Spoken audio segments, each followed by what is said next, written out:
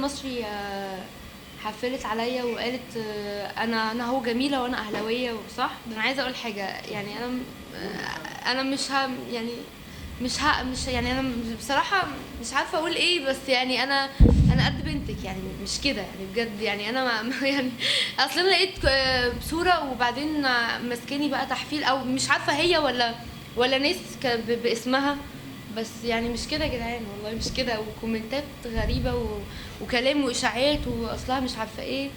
فالرحمه لان انا في الاول والاخر بنت، واكيد ليا سمعتي، واكيد ليا ان انا ما غلطتش في حاجه. يعني انتوا ما شفتونيش مثلا قاعده مع لاعب، ولا شفتوني قاعده بعمل حاجه. ده انا في الزمالك بعيط وبشجع. فالرحمه السوشيال ميديا الرحمه. زعلانه ان الشهره ما جاتش عن طريق الفن، جت عن طريق ماتش كده؟ طبعا اكيد زعلانه، بس في نفس الوقت بقول يعني قدر الله مش هفعل، يمكن ربنا ليه حكمه في كده.